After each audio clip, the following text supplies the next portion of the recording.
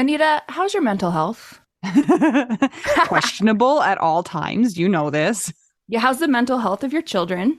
Also a little bit tricky. Can I tell you my experience in trying to find therapists for myself and my kids, Mel?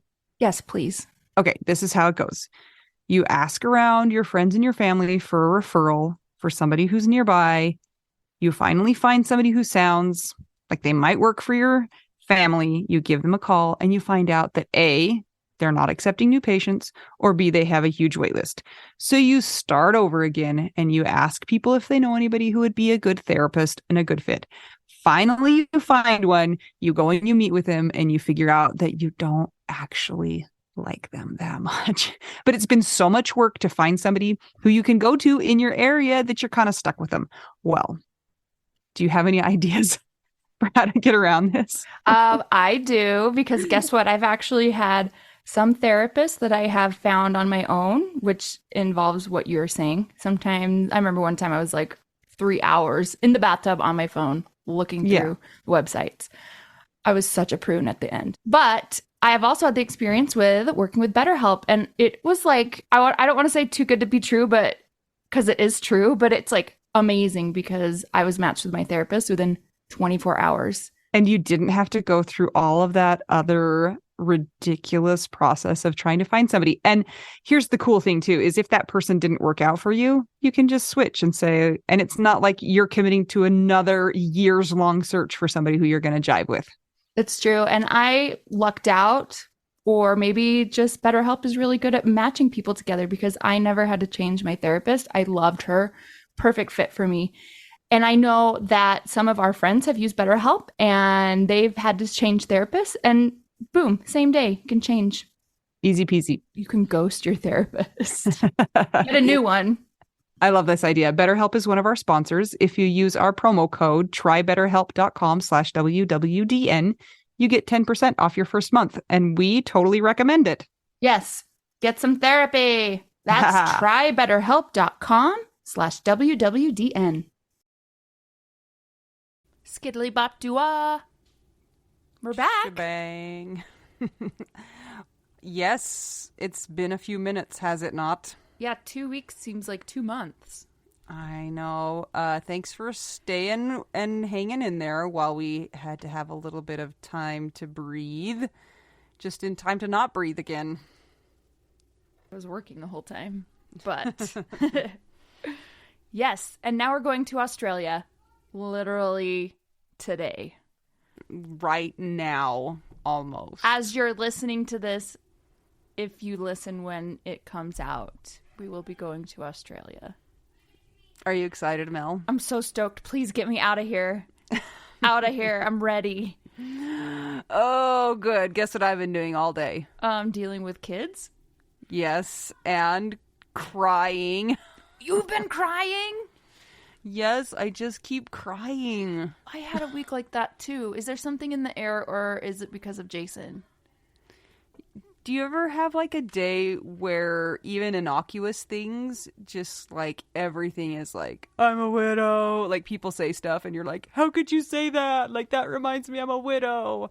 And like normally it wouldn't really bother you, but just like everything today has just made me feel so sad. And people say things to me and I'm like, start crying. Oh, do you want to tell me what they said, or will you start crying? I will start crying. Okay. I don't know. Just maybe you should cry. Everyone can hear you cry if you want. And they'll know that I cry. It'd be like, Anita is funny and she has feelings.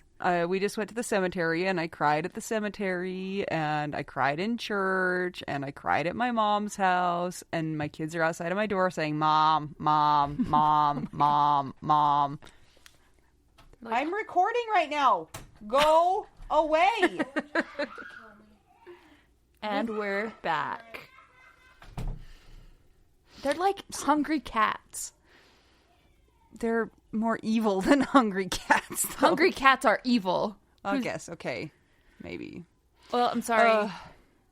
Yeah, it's okay, I guess. I don't know. But I think that part of it is I'm stressed out about leaving for Australia. And, like, in an ironic way, like, we would not be going to Australia Can you hear them? Screaming. Yeah, I hear If them. we weren't widows. So even like the idea of this trip is like all because Jason died and Scott died. Stupid jerk faces. Like they meant to. By the way, Yeah. we did not love our husbands when we called them stupid jerk faces. So if you're a person that's new and listening and you're like, I hate you guys because you say stupid jerk faces, it doesn't mean we didn't love them. This is how we cope. Yeah, I call him a stupid jerk face when he was alive too, but for sillier stuff than dying. It is weird that we're going places and that we have friends that we wouldn't have had otherwise. And yeah, I never have been to Australia. Scott never went to Australia. You've never been to Australia. Did Jason? I have a funny story to tell you, but maybe I'll save it for when we get to Australia, about Australia. Because you know what? We're going to have to do this little blah blah while we're in Australia for next time. So you guys, sorry, it's going to probably be a crappy iPhone recording before the guest interview, but it'll be fun. And Anita can tell whatever that story is if she remembers. Because I won't. Absolutely. You guys, how has it been going for you since we've last spoken to you? Have you guys just been crying, or have you been winning, or what? Can I say something? I think about so. when I was gone? Yes. I was around almost all non-widows. And it was such a busy week that I forgot. I was just so distracted by the tasks at hand that I was like, oh, this is what it's like to be around normal people. Not that widows aren't normal, but let's face it, we're not. We think in different terms.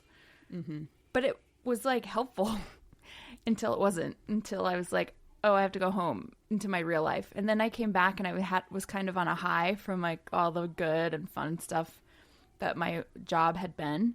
And like halfway into the next day, I like super tanked again. So another reason why I'm stoked for Australia. I think there's a lot of like stress and anxiety and trauma that's happened like just while being in the place where I'm living. You know what I mean? Like in Utah, in this house. Mm-hmm. So that's a reason why I'm glad to get out. So do you think that maybe you'll just like forget to come home? Be like, I live in Australia now. Yeah, I'm going to find a kangaroo and be like, I'm going to live in that pouch. Thank you. It's warm there. I bet it's stinky. That's okay. I don't have a sense of smell. Okay, perfect. Then it will be just great. Yeah. So, you guys, we know it sucks and it's hard, and we're in this together. And please join the Widow Wives Club because it's our community where you can find online support. We've made a lot of great friendships through it, and we're going to be meeting Erin and Liz. And we've never even others. Yeah, and we've never even met in person, but we have through the internet. So it's a good way to make like good friends that are awesome and hilarious. Yeah, and it's a good place to vent too. It's super safe. I'm so proud of you guys because it's a group of people that could really have a lot of drama in it because everybody's heightened, emotions are heightened and we're all kind of a little sensitive maybe. So you would think that there could be drama, but it's really pretty low drama. And I'm like super proud of our group for that. And let's knock on wood that it stays that way. Yeah, that's not an invitation. No. to bring the crazy, but we really appreciate that people are respectful of others' life situations and beliefs and non-beliefs and all that stuff. Yeah. And it's true. Like there's some other groups we've been a part of and the carnage is high and I'm in there just to watch it because I'm like, what? Do people actually talk this way to other widowed people? Oh my gosh. So I'm really proud of our group that everyone seems to be fairly decent. Also, shout out to Kelly Ford. We took down a troll this weekend. With a club? Yeah, on Instagram. Missed the trolling. Anita, I'm sorry. I had to quote the Holmes-Rahe stress scale. And that's what took him down. I'm not surprised.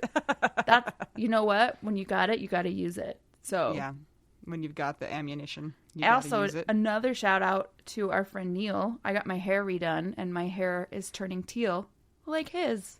Hi, Oh, Neel. that's exciting. We met Neel at Camp Widow in San Diego, and it was a beautiful moment. Hey, guys, if you want to keep the podcast going and help us to keep being awesome and help you keep surviving and being awesome too, will you consider joining our Patreon? It's patreon.com/WWDN. It's just a way for listeners to support content creators like podcasts. Yes, and if you are listening for free because podcasts are free unless They're not. they're not, and they're behind a paywall, which some of them are now on Apple Podcasts. We have chosen not to do that, but to leave it voluntarily a choice for people who decide they would like to support. So Patreon is the way to go, and it's patreon.com/WWDN. If you join, there are 4 tiers, starting at just $5 a month, and the benefits are you help the podcast keep going, which helps other grievers. At the $10 level, you get a shout out in episode and up. And there are more things at the following tiers as well. So check it out. And if you're not into that, what could they do, Anita? You can always buy us a Tim Tam while we're in Australia, or a taco. It's buymeacoffee.com/widow we do now. All of this is also in our app, in the App Store, the Widow We Do Now app. It's free. You have access to all of the links that we talk about. If you need sponsorship links like BetterHelp, that's in there. If you want a discount on BarkBox, that's in there. If you need healing meditation music, that's in there. The podcast is in there. Access to the Widow Wives Club. Basically, since widows have widow brain, everything is there. It's a portal to all of your wildest dreams. Yes. So, speaking of Patreon, we're going to do our shout out. We're going to start with our secret dead husband, and to her, we say, all my bags are packed. I'm ready to go. I'm standing here outside your door.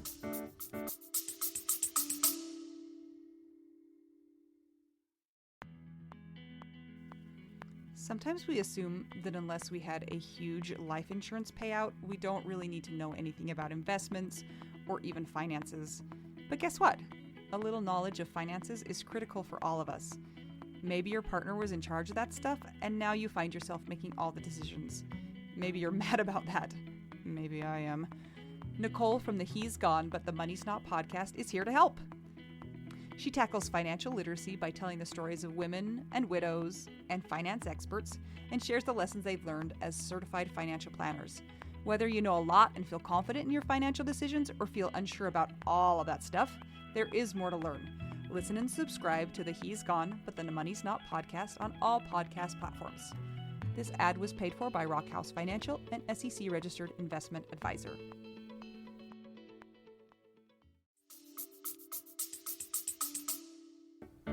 I thought you were gonna say, I'm standing there because I'm a widow. I was trying to figure out how widow fit into that song, but I didn't ever do it. Okay, Constance Dahlbeck, David Kelly, Dawn Satterwhite, Gail Bell, Ivan the Misner, Kat, Krista Waite, Maya Glasser, Neel Hooper, and Cecily Hatchett. Hi, Neel. Sam Finlayson, Amber Vela. Amy Martell. Amy, I'm making Anita bring her roller skates to Australia.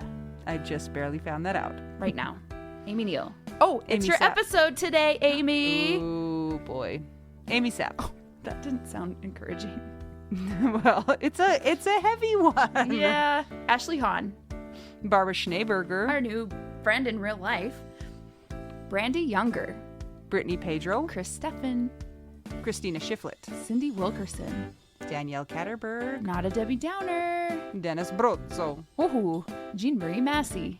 Jennifer Jenny Taylor. Jennifer Beal. Jennifer Brown. Jenny Wang. Carol Schultz. Kelly, the troll taker downer forward. Happy birthday. Kirsten Stromberg Clausen. Laura Aguirre Penner. Lauren Old. Lou Clausen. Marie Hoffman. M.K. Anderson. Yeah. Also nice to meet you, Patricia Weiss. No, it's Weiss. Patricia Weist. Rachel Barbosa. Ha ha ha ha ha. Sarah Morris. Sunshine Haven. Sylvia, my mother-in-law Shore. Taylor Snyder. Karen Cornejo. Vicky Spit. Anna Tracy. Oh, okay. I know this is my new BFF. I just don't know how to properly say her last name. Cassie, forgive me and correct me. Molyneux? Molyneux. That's my guess. Okay. Who's right? Please say it's me, but it's probably not. Christina Scambato. Christine Anderson. Cindy Raynaud. Connie Remich. Dawn Barber. Debbie Fells. Deborah Westwood. Diana Becker. Emily Toledo. Eric Vandermeulen. Aaron Posey. Ha ha ha! Here we come. Gabe Lozano. Gia Benoit. Gina Ha-ha-ha-has. Ian Sini. Ileana Bell Ruiz. Minnie Mouse Coyle. My mother-in-law, Jane. Another secret widow bestie. Jennifer Davis. Jenny Armstrong. Jenny Barrow. Jocelyn Milo. Julie Stevenson. Karina Jacobo, also fabulous to meet you. Kathy Murray. Katie Radcliffe. Kara Skara. Kevin Ferry. Chris Morgan. Laura Bradbury. Laura Keeley. Lindsay Kanopka. Lucky. Lori Farrington. Marjorie Lewis. Marianne Hammond. Mary McGowan. Megan Montague. Melissa Bowers. Melissa Hancock. Missy Schubert. Naomi Brown, welcome. Oh, hi, Naomi. Peter Rukavina. I'm getting the hard names this time. Okay, Rebecca. Olamacher. Oh, thank you. Now I get That's to do my guess. the one that I know. Becky the Zebra. Robin Flam. Sarah Kennedy. Don't. Go away. Get out of here. We have an interloper. Okay, you do this one. Okay, Tammy Teravest. Tara Wallace. Trenton Thompson. Hello, Trenton. We love you. Valerie, the birthday girl, Packer. Judy Malkin. And Kookaburra sits on the old gum tree, Wendy. Do we get to see a kookaburra? I don't know. I don't know. Liz, Aaron, any help there? Thank you so much to all of the people who support us on Patreon. We cannot do it without you, so we really appreciate your support in making the podcast remain free and allowing us to make the choices to keep doing the podcast. We're going to get to our episode. Our episode's kind of heavy today. We're just going to give you a little warning there. We're dealing with partner loss and partner loss that's complicated when the marriage isn't exactly, it's not all sunshines and rainbows in some relationships. So we want to keep it real and try and highlight all sorts of experiences and all sorts of relationships. Yes. Thank you, Amy, for agreeing to speak with us. I know that a lot of widows feel like it's a complicated thing to talk about when the marriage was not the best and there were other factors involved. So we appreciate that. And I know that the listeners who have been through similar situations will really especially appreciate this. So thank you for sharing your story. And here we go. I'm not Anita. I'm not Mel, and we are two widows on our way to Australia right now, and we are just trying to help you figure out widow. We do. Right meow.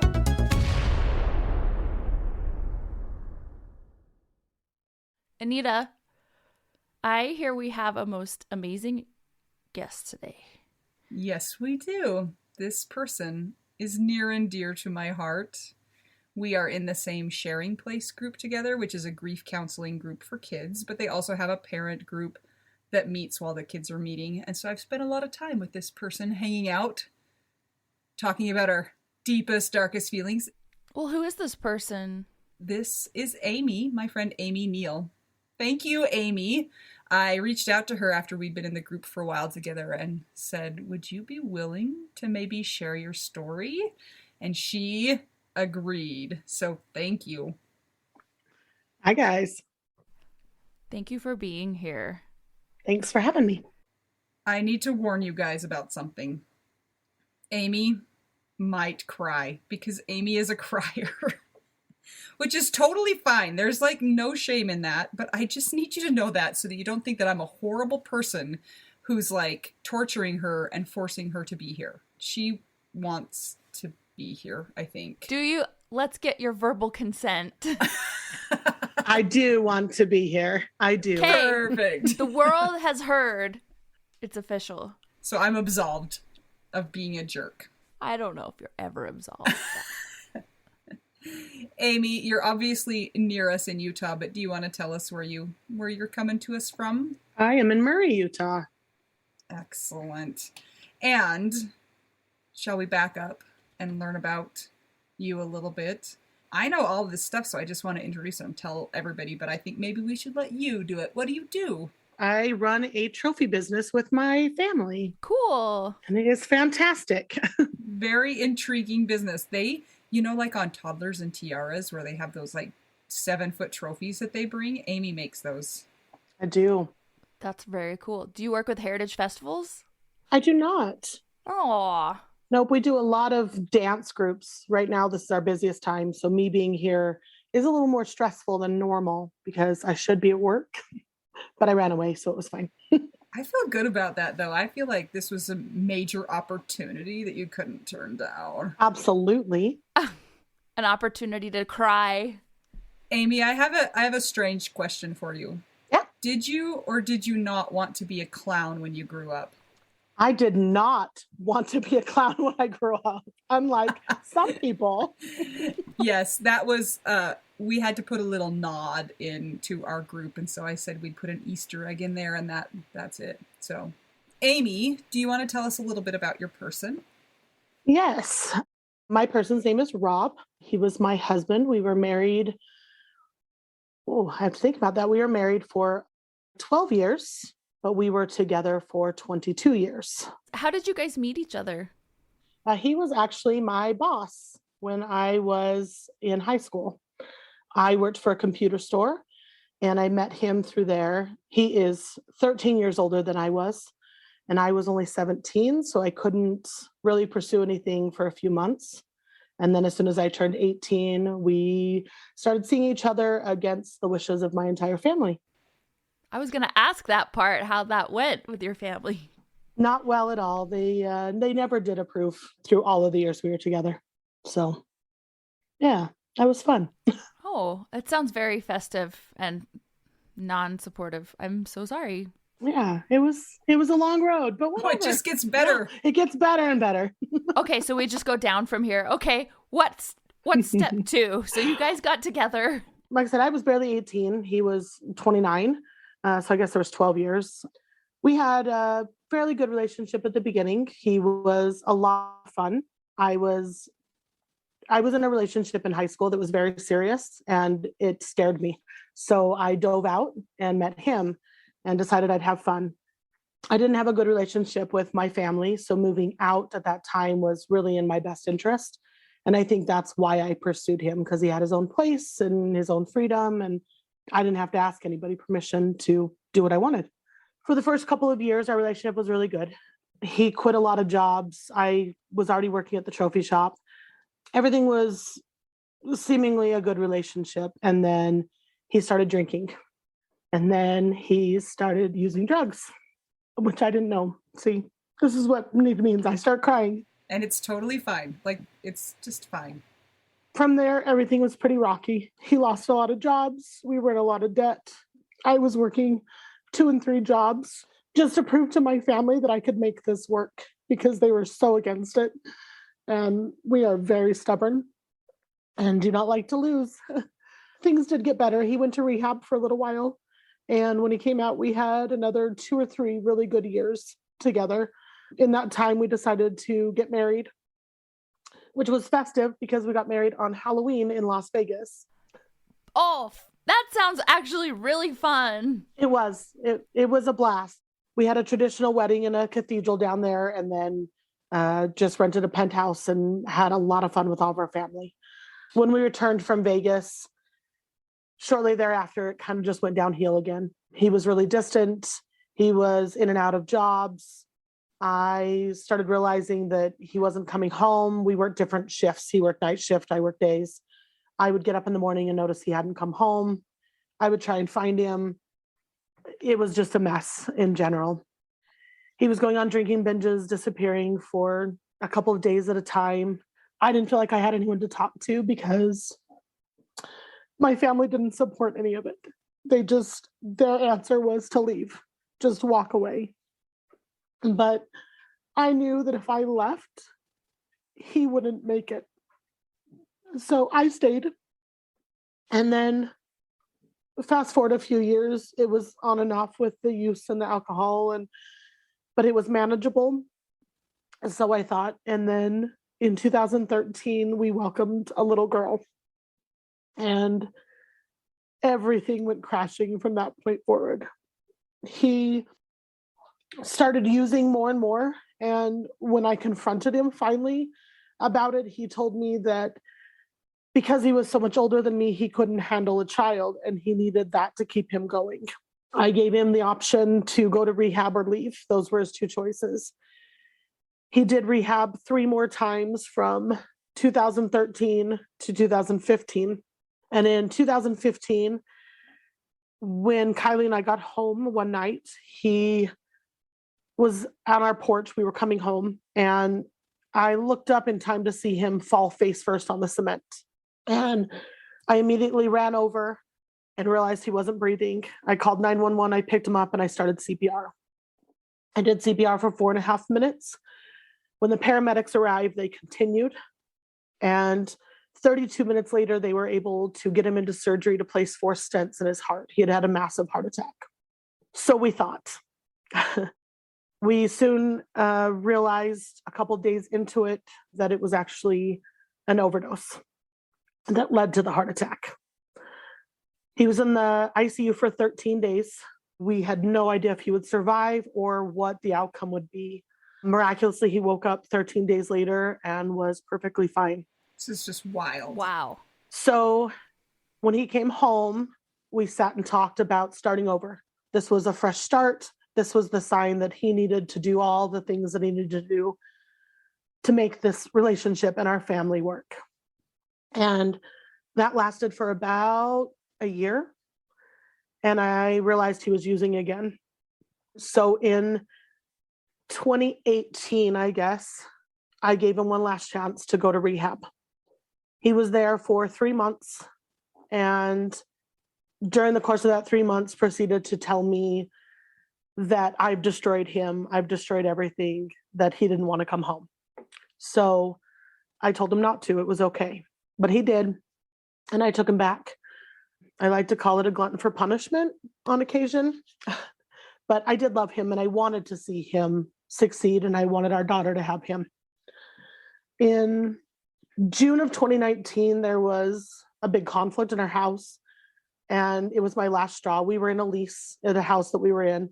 So I told him that in January of 2020, we would be separating and he needed to figure out what he was going to do because I couldn't do this anymore. So fast forward to January 2020, I packed up and moved my daughter and I away from him. And he proceeded to fall apart. My entire family came to the house and packed all of his belongings. And we put him into storage because he wouldn't help us at all. He just sat there and watched us do it all. We got everything loaded into storage. I told him he had to find somewhere to go and he checked into a hotel. From January 2020 until July of 2020, he was in the hospital 3 different times. He had to call an ambulance for himself from the hotel because he kept telling me he couldn't breathe. And every day was phone calls and text messages about how I was destroying him. I was destroying our daughter, that I wasn't good enough for her, that we needed to be together. I went to the hotel room the first time he went to the ambulance to make sure things were situated. One of our cats at the time was living there with him. So I went to check on her and I found 27-liter empty bottles of vodka in his hotel room. So I proceeded to clean out the hotel room, get everything kind of cleaned up. And then when he got home, I was like, you can't do this. You're going to die. Like, your body can't handle this. You have got to take care of yourself. After that, he just turned mean. And every phone call, every message he sent me, he proceeded to tell me what a horrible human I was. And that when he died, it would be my fault. And everybody would know it. I contemplated letting him come home, but I knew that it was the worst thing for me and my daughter. I didn't want her to see him like that. During those 7 months, she only saw him 3 times. Every time we had something set up, he would cancel. He would call her every night at bedtime to say goodnight, and he was obliviated when he would call. So I would cut calls short. In June of 2020, I got a call from the hospital that he had been brought in for alcohol poisoning. At this time, he had moved out of the hotel and he was living in a house with 4 roommates that he found online. His family and I helped him get into this house because he had no money. He had lost his job. He was living off a severance package. There wasn't a lot we could do at that time because, COVID had taken over the world, and there was just not a lot that I could do to help him anymore without completely destroying myself. When I went to the hospital to see him in June, he had lost probably 50 pounds, and he was 6 feet tall and probably weighed 130 pounds when I saw him. And I was like, you've got to get better. And the doctors gave him some outsource, and we found out he had stopped taking his antidepressants. He just cold turkeyed all of his medicine. Oh boy. So the doctor's like, we got to get things regulated. We got to help you because you are severely depressed. Like, let's help you through this. So I helped him get everything set back up. The doctors helped him. He was in the hospital for a couple weeks, and he went home. I guess it was the second week of June is when he went home. And I came there, made sure he had food, made sure he had everything he needed at this house, and talked with his roommates. One of them I actually knew from grade school, and I didn't realize it until that time. And so he did what he could to help. But unfortunately, there was nothing that could help him. He started getting back into the drugs, and he started drinking again. And on July 19th, he called me. His birthday is July 13th. Mine is July 15th. And I tried to take him dinner with his daughter on his birthday, and he was like, no, I don't want to see her.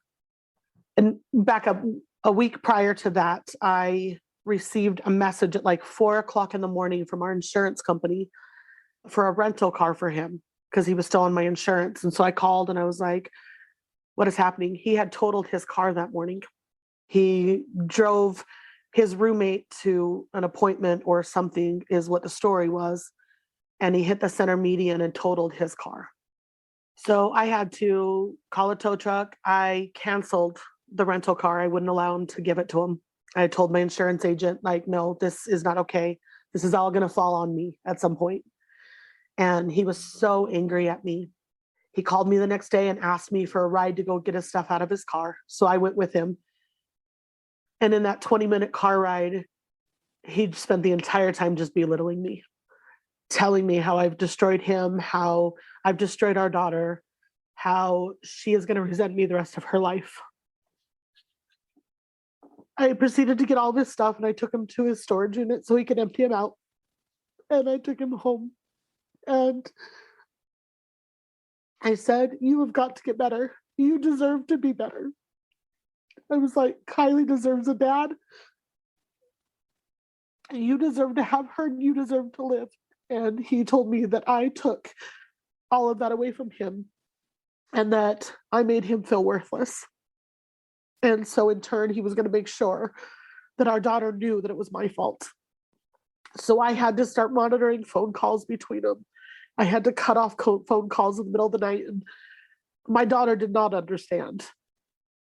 And I didn't know how to explain it to her at that time. She was, barely 7 years old. We had a vacation planned for July of 2020 for just me and Kylie to go spend a week in Lake Powell with my family, my sister in particularly.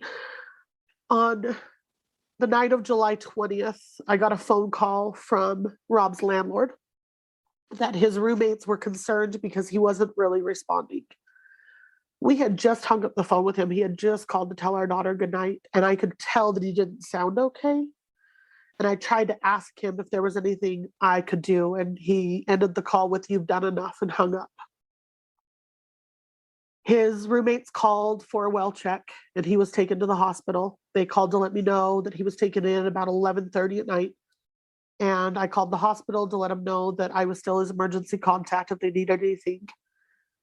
And at 5 o'clock on July 21st, I saw my phone ring and I saw it was the hospital, and I chose to ignore it because I was certain it was him calling to tell me that he was fine and all that kind of stuff. And then a voicemail was left, and he never left voicemails. So I got out of bed, and I live in a very small apartment.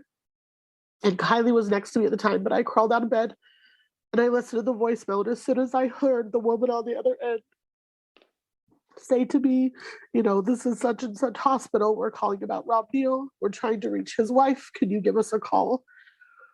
I called the hospital, and as soon as they answered and I told them who I was, the woman said, "I'm sorry, we couldn't save him. He died."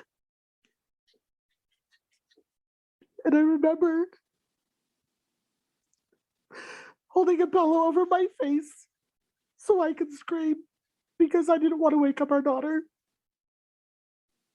And I hung up the call and I called my sister, and I couldn't even get the words out.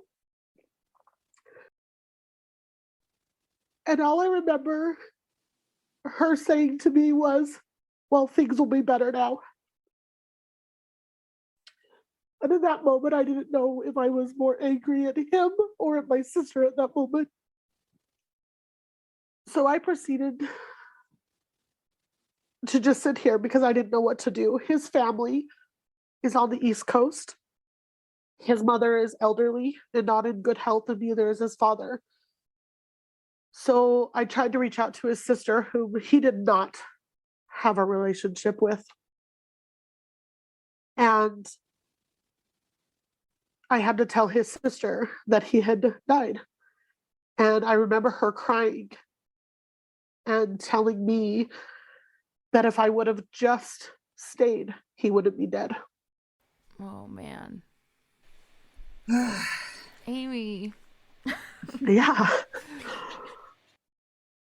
So eventually everything got kind of told that day, and he didn't have any friends here. He didn't have any family but mine, and mine didn't like him. So I knew in that moment that I would not be doing a service of any sort for him. So I decided, in the best interest of my mindset, my daughter and I packed up the car the next morning, and we went to the middle of the lake where no one could find us. And we hid for 7 beautiful days before I had to come back and face reality. Did you tell Kylie that Rob had died before you left? And how did you tell her? And what did you tell her? I mean, this is like not an easy conversation to have. I did. The morning that it happened was a bit of a rat race. I actually had an appointment at 8 a.m. at the DMV. My driver's license, I look like a serial killer. It's fine. No. But I couldn't cancel the appointment because my license had expired and I knew I was leaving. So I woke Kylie up that morning. The night before, or the day before this all happened, we had lost a family member to suicide. And I had already been in tears that whole entire day. And so when Kylie woke up and saw me crying, she assumed that's why I was crying. And I decided we would get through the appointment that morning, and I would take her to work to be where my dad and my, ex-stepmother, who was her grandmother, would be, so that she would have people around her. And I remember sitting her down on this little couch, and she was on my lap, and I said, "Bug, I got to tell you something, and it's not good." And she climbed on my lap and said, "Did somebody die?" And I said, "Yes." And before I could get the words out, she said, "My dad died, didn't he?" And I said, "He did." And I remember her saying, "Well, he should have listened to you, and he should have taken better care of himself, and he would still be here." And she walked away. And I thought, that was not the reaction I expected. I followed her and went and sat with her a little while longer, and she cried and told me she was going to miss him. But at least now she knows he wasn't sad and he wasn't sick, and that he could do all the things that he wanted to do wherever he had gone. And she never asked about it the rest of the day.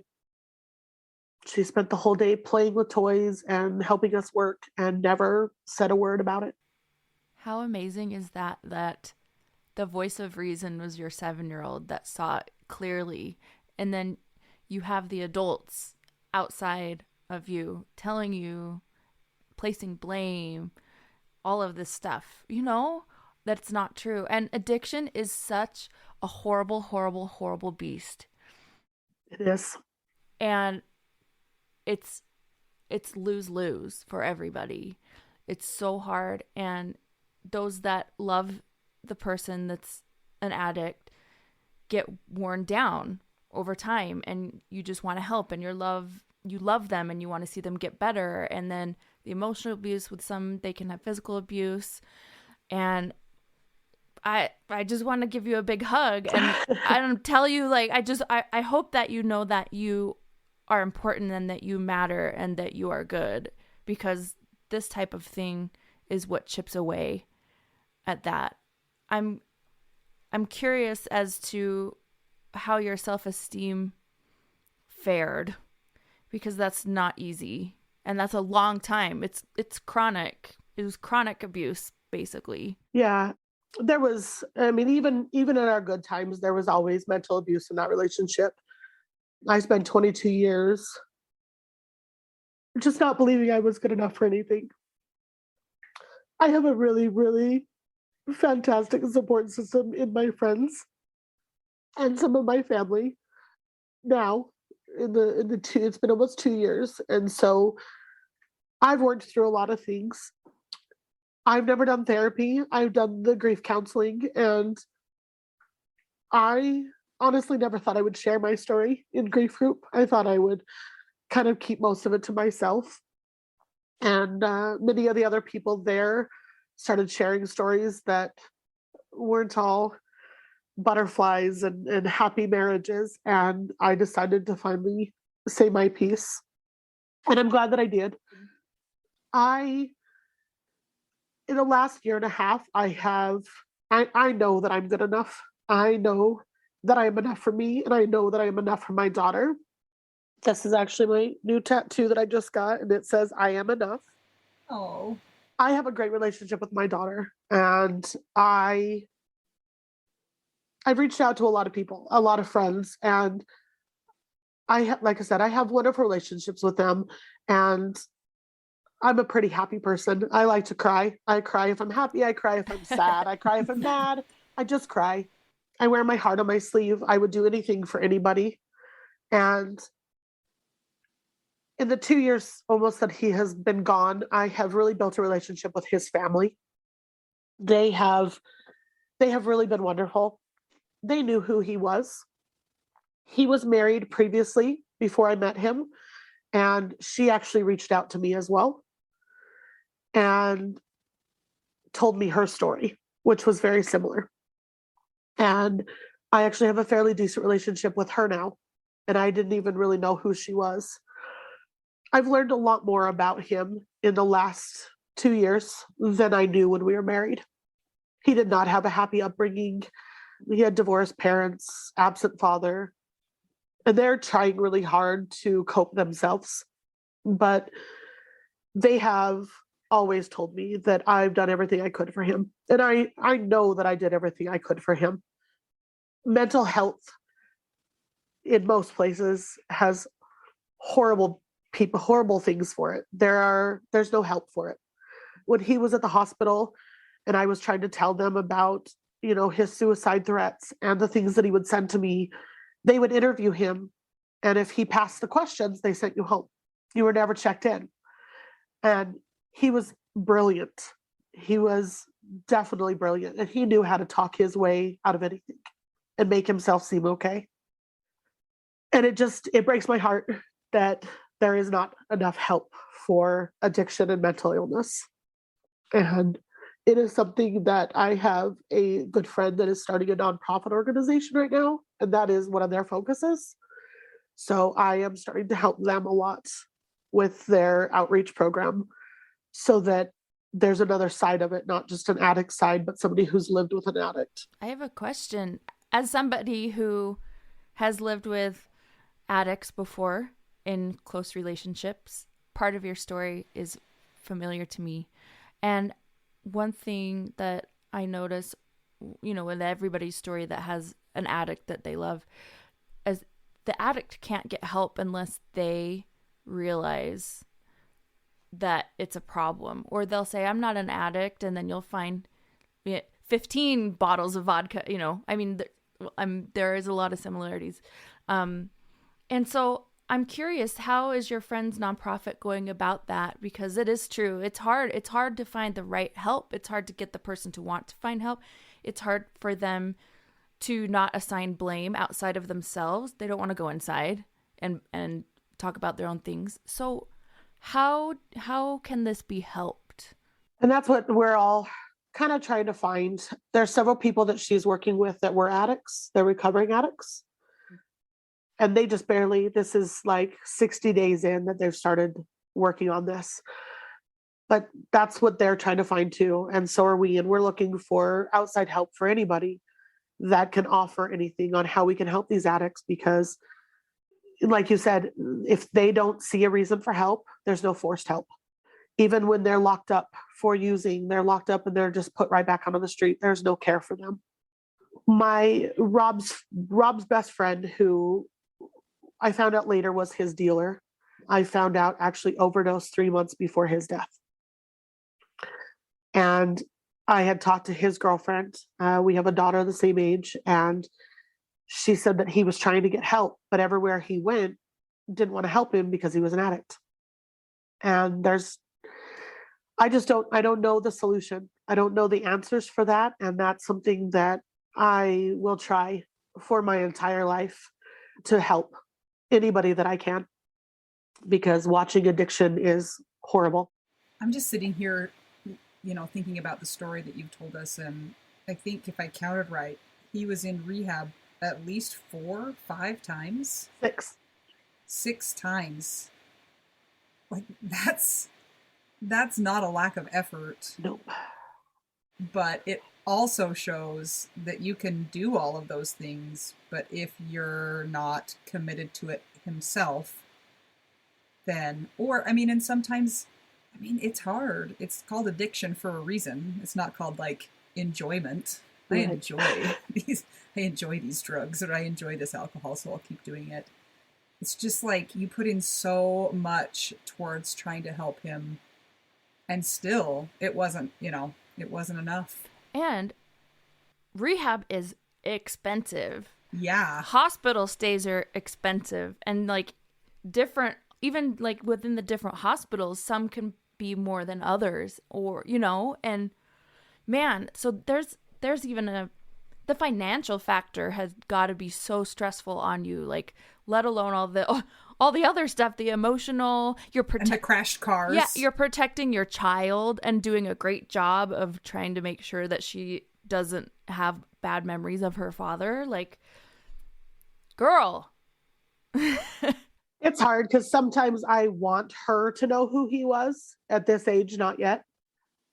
She has mentioned things to me that she had seen him do that I did not know that she had any idea about. She saw him use once. She had seen him drink. Apparently, the dealers used to deliver to our house when he had her. So there was a lot to it. It's why I had to leave. I didn't have a choice. I'm like, it was not a safe environment in any way, shape, or form for us any longer. And people that have never been in a relationship or a situation where there is addiction or any form of abuse, they don't seem to understand why you don't, quote, just leave. Will you talk to us about why it's not that easy?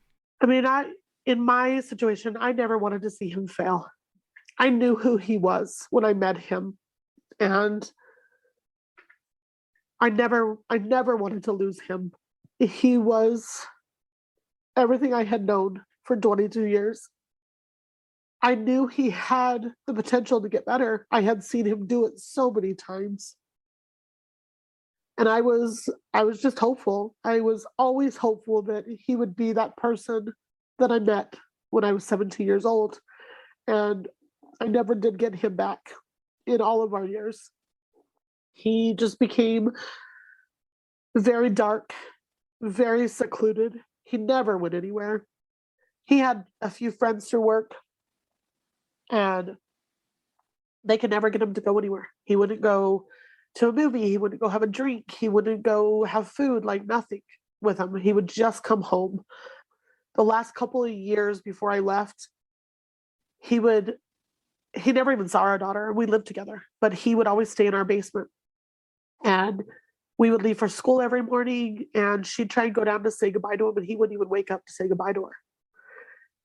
I referred to him as Disneyland Dad. Every other Saturday, he would grace her with about 4 hours of his time so I could go run a few errands. But other than that, she was just always with me because he would always have a reason why he couldn't keep her.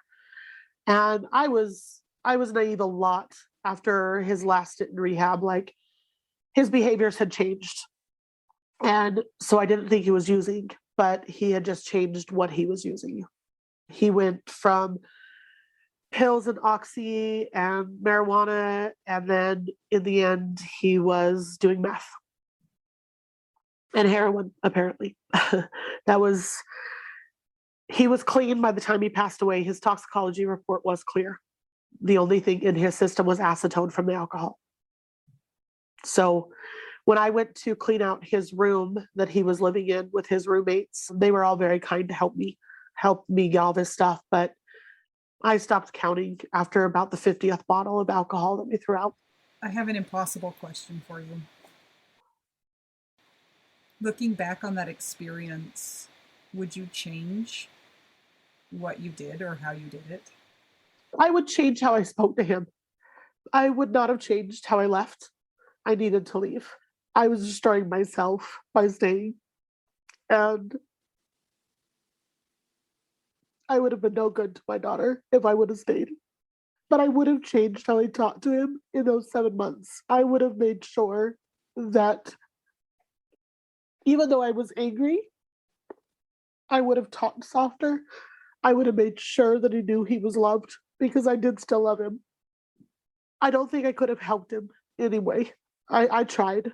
During that whole time he was away from us, I tried to offer to take him to the hospital, to take him to rehab, and he denied it every time. I don't need it. I don't need any of that. I'm fine. And there was a brief period in there where he was fine. Like, he was starting to do things with a roommate and starting to go, and he came over here for dinner one night and spent some time with our daughter. And then a week later, he went right back into a dark hole. So, to follow up with that, can we talk about feelings of guilt? Yeah. I think that this is something that we all deal with, but in a complicated grief situation like this, it's like it's on high, it's just way exacerbated. So tell us about some of the feelings of guilt that maybe you put on yourself. You've already kind of shared some that other people put on you, and how you've had to kind of work through that. I guess my biggest level of guilt is I feel like I took my daughter's dad away. I feel like, let me rephrase that. I felt like I was the reason he died. I felt I was the reason she didn't have him any longer because I made that choice to walk away. Up until probably 6 months ago, my guilt was still super heavy. Every night when I would put her to bed, I would write. And I would write about how angry I was at myself for not saving him. Because I didn't want to believe that I couldn't. I felt guilty because I took my mother-in-law's son away. But mostly I felt guilty because I don't feel like in those last 7 months of his life that he was struggling, that I made him feel loved. I know now that that was not my job. My job was not to do all those things for him. I did it over and over again for 22 years. I have let go of a lot of my guilt. And a lot of it's been his family reaching out. And for the last 8 months, I have reconnected with a really good friend. And he reminds me every day that I am worthy, that I am loved, that I am enough. And when I wake up in the mornings, I don't feel sad every day anymore. I I do still feel angry. Her dad sits on a shelf in my living room. He is our little centerpiece of our front room, which is not lovely. I'm not going to lie. I don't love it. But every day we say hello, we say good morning to him. And for a long time, I would tell him that I was sorry that I wasn't enough to save him. And now I tell him that I'm sorry he wasn't enough to save him. Because I was enough, but he wasn't. That's such an important realization.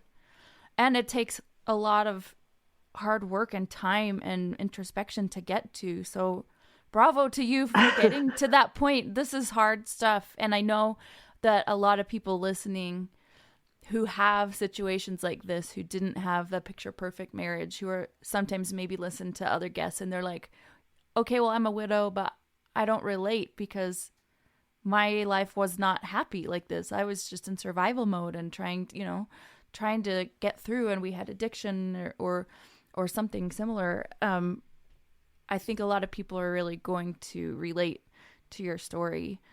And you're not only rebuilding yourself from that 22 years of what you endured and tried to help with, but you're rebuilding yourself from widowhood too. So you have like double duty going on. Yeah, it's been super fun. Yeah. Talk to us about that. How are you navigating both of those things? It's only been about 2 years, you said? Yep, it'll be 2 years in July. Rebuilding has been interesting. I was very fortunate. He did not have life insurance. Of course. I do now because I listen to the podcast, so I have to listen when they tell me to get insurance. Good job. He didn't have a lot of debt. When he totaled his car, we had full coverage, so it cleaned off his car debt. So I didn't have any of that. The only debt I really had was from his final hospital stay. And the hospital was so kind to send me a bill and our condolences card on the same envelope. I may or may not have used some inappropriate language when responding, and I sent it back to him, and I've never received another bill. So I'm not sure where that went, nor do I care. But nice. It never arrived. And that's how you sorry, do it, your folks. husband's dead. Here's $15,000 bill. Can you pay that? I don't think so. So rebuilding has been a lot tougher than I thought it would be the last 2 years with COVID and now the housing market all crazy. We are still living in what I call my shoebox of an apartment, but we like it here. It's peaceful, it's quiet, and it's much easier to clean than a big house. So I do like that part. And I've heard that the decor, there's an urn as decor. There is an urn and a unicorn. These are the things that we keep here. Rebuilding has been tough. And in my situation, it's tough because I'm in the widow club, and I see the stories, and I hear the stories in grief group, and I felt like a fraud when I first joined because I don't have a happy story. But when I had not told very many my story, and I had posted it on Facebook about a year after his death, and I had 3 people reach out to me that related to my story, even though their spouses were still alive. And my story helped those people leave situations that they could not control. So to me, knowing that my story could help anyone is worth telling my story. There is a lot more nitty-gritty details about the mental abuse that I suffered and the things that had happened during the course of that relationship. It was never physical, but I spent 22 years being torn down, and I've spent the last year building myself back up. I do not have a lot of great support in my family because they don't believe I should have grieved him. They believe that I should have celebrated that I don't have to deal with it anymore, for lack of better words. It's been interesting to see. I have several siblings. I have 5 siblings, and I had 2 that reached out after his death, and 3 that were nice enough to send me a Facebook post. Sorry about your husband. What? Yeah. Yeah. And so it's been interesting because I don't think they know what to do, because they knew I had left him. They knew we were separated, and so to them I shouldn't be grieving. But in retrospect, I was grieving a marriage and our 22-year relationship, and then I got to turn around and grieve his death and try and do it all while navigating our daughter through her grief. She is an absolute rock star. She processes things very well. She has an amazing support team at her school, as well as in our grief group. And she's very open with me. She talks to me a lot. And we've had good talks and we've had bad talks. She was angry at me for a while. And her anger directed at me was, you saved him once when he had a heart attack. Why weren't you there to save him this time? And she still asks me that regularly. If he would have just been at home, Mom, you could have saved him. And so I've had to explain to her a little bit more in detail on why I couldn't save him this time. And she's starting to understand that there was a lot more to the story. And I've always told her that as she gets older, I will make sure she knows everything. In hindsight, she probably won't ever really know anything, all of it, because I don't need her to know the abuse part of her dad. I'm okay with her knowing his addiction and those kind of things. But the other part, I don't know that I ever want her to know that side of him. You talking about people thinking that you should be happy that he's gone, or you should feel some sense of relief. I think that's another situation that it's really hard to understand unless you've lived that situation. And, I have not lived that situation, but I can imagine that there's a lot of duality in that. There is probably a piece of you that feels some relief, at the same time feels so angry that was the situation that you were put in, and probably angry at yourself for loving him and then also loving him. It's like all of those things are existing at once, and it's such a ripoff that you don't get support for your grief because you're deemed not to have required it, right, or needed it or deserved it. It's just like, it's so much more complicated than, oh, he was a good guy and so I'm sad he's gone. It's like you said, there's elements of grieving what you had hoped your life would be, and the person that you met and fell in love with, and also all that effort. I mean, 22 years of effort is not something that you just like, clap your hands and walk away and not feel sad about. So it's just like, this is a big glob of awfulness. Yeah, it's definitely not easy, because there are days where I do grieve his death, and then I think, why am I grieving his death? Like, I had a horrible relationship, like, for so many years, but I'm like, I never wanted him to die. That's never the end result. I truly hoped he would find his way. After he passed away, we took possession of his cell phone and found many notes that he had left in there. And I feel fortunate we managed to lock ourselves out of his phone, and it had to be reset. And I'm glad that it did, because there were many not nice notes towards me that he had written in there that I started reading over and over again. And his mom is the one that told me to stop doing it. She's like, don't read those. That's not who you are, and that's not who he was. But it was still hard to see. And the notes that he wrote about the anxiety he felt, or what it felt like to withdraw from the drugs, those I wish I had, just so I could share them with people, because they were devastating to me, to know what he was feeling at those times, and to see him write all he needed was to see me and his daughter, and he knows he could have been better. But I know that was not true, because he had us all those years and he never got better. But it is hard to grieve, because I work with my family, and if I'm having a sad day, I get to just suck it up and not have a sad day because I'm not allowed to have those according to my family. So I am pretty accomplished at shoving my grief real down deep and dealing with it on my own time, which sucks because that grief comes out sometimes as anger and frustration. And I yell when things are not going my way. And unfortunately, the only person here happens to be my daughter. So a lot of times I'm angry that she won't go to bed on time or she won't pick up after herself. But I've realized what I'm doing and I can now walk away from the situation. When I hear that coming on, I just tell her, I need you to stay in here. I'm going to go right outside that door and I need you not to leave, just to leave me alone for like 15 minutes while I regroup. And she is starting to realize that how important that is because she doesn't like to be having me yell. I'm a little bit loud sometimes. But like I said, it is hard. I just recently lost my stepdad. My mom has now joined the Life of the Widows.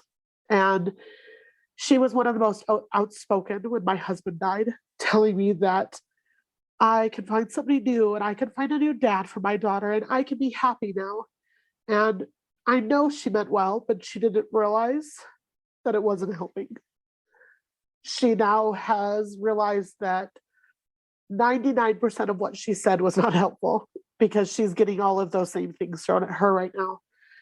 And I think she keeps waiting for me to say them, but I'm like, I'm not going to say them because I know what it felt like. And so it's just, it's hard. And they're still not comprehending how much their support was necessary. When Kylie brings up her dad, they tend to change the subject. And I'm like, don't do that because that's still her dad. And he will always be her dad. That's never going to change. So he will forever be a part of our lives. And I need them to understand. And a lot of them keep telling me that I should knock him off his pedestal to her because she holds him so high. But I don't understand the benefit of doing that.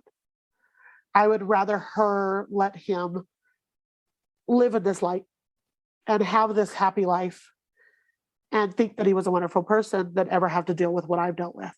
Yeah, that's so tricky. And I don't know if there's a guidebook for how you navigate those waters. Maybe you could write it, Amy. In all your spare time. In my spare life, I'll write a book. And she's 9 now, is that right? Okay, that's a lot for a 9-year-old to have gone through. Even quote, just your dad dying. That's a lot. Right. And you protected her up till she was 7. And now I don't see what benefit it would be to be like, hey, guess what? Your dad was an addict and he abused. Well, you said she knows about the addiction, right? But a little bit. I mean, I'm sure when she grows up, she'll start to put pieces together. But man, she's been through a lot. So everybody can shut up. She's like, shut up. Let the kid be a kid. She doesn't need to know these things. Like, I'm so sorry, Amy. How can we get you better community? Like I said, I have a really good group of friends that are, and they knew him. They knew all of the nitty-gritty details, more than most of my family knew, but they have 100% stood by me, supported me. And whenever we're around them, they always ask Kylie, hey, so what's your favorite memory of your dad? Tell me something we might not know. My husband was an amazing artist, and we cleaned out his storage shed not too long ago and found his art book.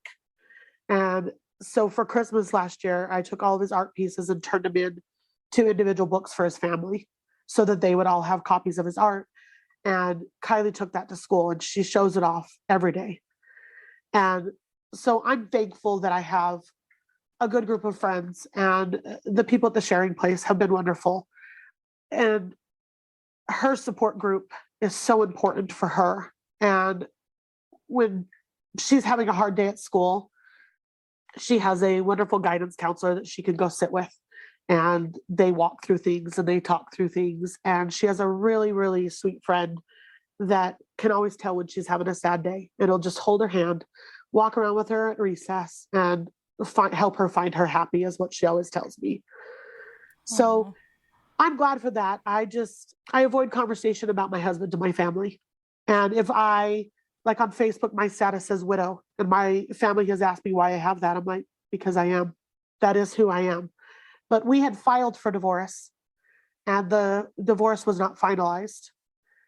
And when I called the court after he passed away, it was heading to finalize next week. So I'm glad it stopped where it did, because it made life a lot easier on paperwork for us. But my family does not believe that I'm a widow. That is not how they look at me. They look at me as somebody that's divorced and my ex-husband died. Well, he wasn't my ex-husband. He was my husband. And even that comes with some really tricky feelings too. Yeah. So that's, we don't want to discount that either. Also, legally, you are. So, sorry. That's what I tell them. I'm like, my taxes say I am, so I don't know what to tell you. Sorry, I feel really indignant for you. I'm not trying to be like about people, but man, like, I just want you to have a break for a second. So, Amy, what would you say to those that have been in the same situation as you are? Maybe they are already a widow, or maybe they are going to become one because of addiction or something. What would you say to those people who are in the same boat? I would tell them to find their tribe. Find those that are going to give you the most support. And it's hard to just say find your way, but find your happy. Like, know that you are enough. Know that you have done enough. And you can't make an addict be better. You cannot force an addict to change who they are if they don't want to. They have to make that decision for themselves. Because if you force them to get better, when they are better, they're going to fall back into that same pattern 9 times out of 10 because they weren't ready. I have a dear friend that I lost to addiction a week after Rob died. Her daughter, she was 22 years old, and she was, I think, did 14 stints in rehab, and they were all forced. And she just didn't want to be better. She didn't want to feel. And that's what Rob always said to me. I didn't want to feel what I was feeling. I didn't want sadness. I didn't want anxiety. I didn't want all these feelings. He wanted to block those feelings. And that is something I don't understand, because I do feel the feelings, and I feel them very big. And I wish that I couldn't sometimes, but I would take them over the alternative. I have two things to say to you. One is, I have watched you in your interactions with Kylie, and you are, like you said, Kylie was a rock star. You are a rock star mom, by the way. Thank you. So I am in awe of you. I bow down to you. And Kylie is a delight. If you ever get to meet her, which that's really a weird thing to say. Like, nobody on the podcast go try and find her daughter. That's It's a little creepy. Yeah, she is a firecracker, and she is so cute. So you're doing so many things right with her, and you are navigating one heck of a windy, squiggly river right now in this boat. And the second thing I just want to say is thank you, because we get a lot of emails from people and messages from people expressing the same feeling. I'm an outsider. I am a fraud. I'm an imposter because my story was not pretty. And the ironic thing is that none of you are frauds or imposters. It's just that nobody is standing up and speaking for you guys. And so I feel like when you are courageous enough to let it all out there, then people say, oh, wow, I actually am not a fraud. I'm having an experience that actually a lot of people have, but it's just a lot more painful and a lot trickier to talk about. And it's less, I've talked about how there's like clean death and dirty death, and that's like a terrible way to say it, but it just is, people are less willing to talk about this because it's not as pretty. It's not sunshine and roses. It's a lot of dirt and grit and grime and ugly. So thank you for being somebody to stand up so that other people can say, you know what, I belong also, and my feelings are valid, no matter how tangled they are. Well, thank you for having me. And a lot of those people probably feel like I did. You want to protect the image of your loved one that passed. You don't want everyone to know that dark side. But it is so important in your own recovery and your own healing process for you to let it out, because I was damaging myself by holding it all in. And when I finally let it all out, I got to start healing for the first time.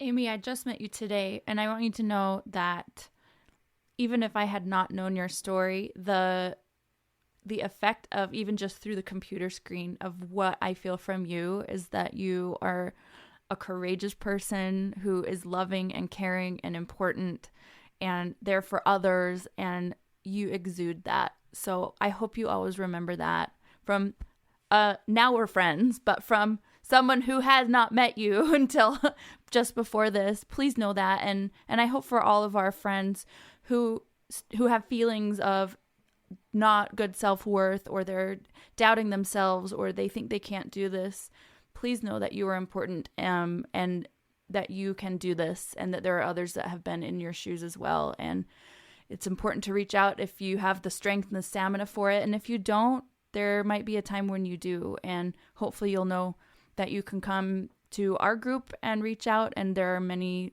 who are waiting there with open arms to help you to find yourself and to give you support. So to all of those who have had not pretty stories, we see you and we love you, and you're important and you are valid, and you're not imposters. You have lived through so many real things, so many things that many people won't have the experiences with. So we salute you, and you guys are essential for others' healing. And Amy, you're going to help so many people with this. I know it's hard. So thank you for talking about it, and thanks for being here with us today. Absolutely. Thank you guys for having me. This has been kind of a heavy-duty Sure. interview. So, Do you want to tell some jokes? yeah. So now we're like, hey, Amy, what's your favorite cheese? Or maybe we need like some good like fart jokes or something. Well, here, I'll tell you a story, because I told Anita a little bit online. Watching you guys learn to roller skate is giving me anxiety. Me too now. I shattered my ankle in 3 places roller skating when I was 20 years old, 21. And when I watch you guys skate, like, I literally am almost like on the edge of my seat, cringing, like, please don't fall, please don't hurt yourselves. Anyway, so my daughter's like, I want to go skate with them. So you're saying you don't want to come with us next time? Nope, definitely not. But my daughter does. What? We'll She's take like, her. I want to go roller skate. I'm like, oh, I can't do that. She's bendy, though. She'd be fine. You can just be the videographer. Okay, I can do that. I can cheer you on and give you moral support. Yeah, bring the snacks. Absolutely. We'll take her. Surprisingly, in our sharing place groups, we have a lot of people with really, hard stories, and we still laugh a ton, and we have a really good time, and it's kind of confusing, and I think outsiders would be very perplexed at what goes on in there. But I'm going to leave here, and I'm going to go give Amy a hug, so. Oh, you guys. So now that we've laughed a little, do you want to tell us your favorite cheese? Yes, I love cheese first and foremost. You guys, next time you on a road trip, have got to stop at the Beaver Creamery. I know. I stop all the time. I didn't know they had one. Oh my gosh, yes. And I don't know what's better, the cheese or the ice cream, because it's all fresh right there. If I had to pick my favorite cheese, I'd have 2. One would be sharp white cheddar.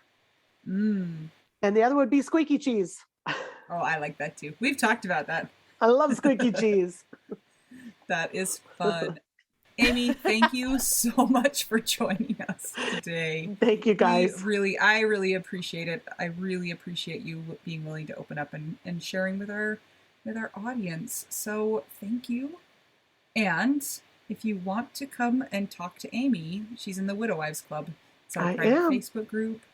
Make sure you answer all the questions, and we'll let you in, and you can hang out with her.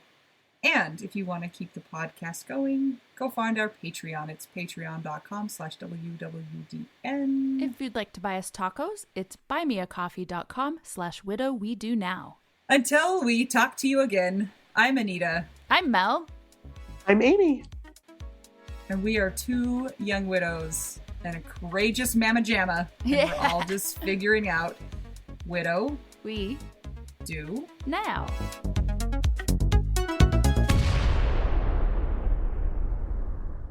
This is my favorite thing to discuss with you.